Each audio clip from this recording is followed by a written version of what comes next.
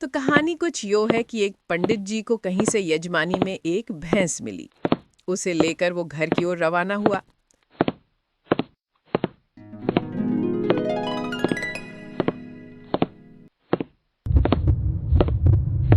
सुनसान रास्ते में वो पैदल ही चला जा रहा था। बीच रास्ते में उसे एक चोर मिला।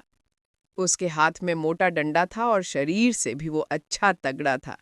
उसने पंडित जी को देखते ही कहा, क्यों पंडित देवता, दक्षिणा लगती है खूब मिली है, पर ये भैंस मेरे साथ ही जाएगी, क्योंकि इस जंगल का मैं ही मालिक हूँ और इधर से गुजरने वाले पे सारे चीजों पे मेरा ही हक है, और ये भैंस तुझे मुझे देना पड़ेगा।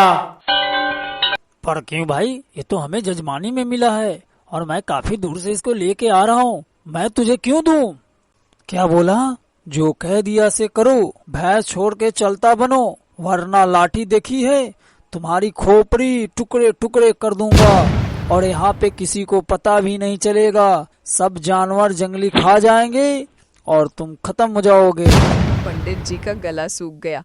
हालांकि शारीरिक बल में वो चोर से कम नहीं था, पर खाली हाथ वो करे भी तो क्या करे। विपरीत समय में बुद्धि बल काम आया। पंडित जी बोला, ठीक है भाई, भैंस ले लो, पर तुम्हें पाप लगेगा। इस तरह से पंडित जी से छीनने से तुम्हें पाप लगेगा। बदले में कुछ देकर भैंस लेते हो तो पाप से बच जाते हो।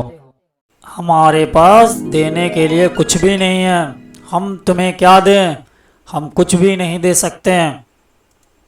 क्यों? तुम्हारे पास लाठी है ना, तुम भैंस के बदले लाठी दे सकते हो।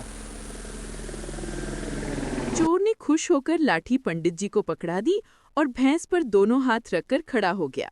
तभी पंडित जी कड़क कर बोला, चल हट भैंस के पास से, नहीं तो तुम्हारा खोपड़ी खोल दूंगा यहीं पे।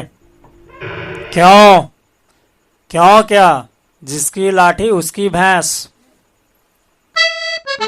चोर को अपनी बेवकूफी समझ आ गई और उसने वहां से भागने में ही भलाई समझी। किसी ने सच ही कहा है कि जिसमें अक्ल है उसमें ताकत है।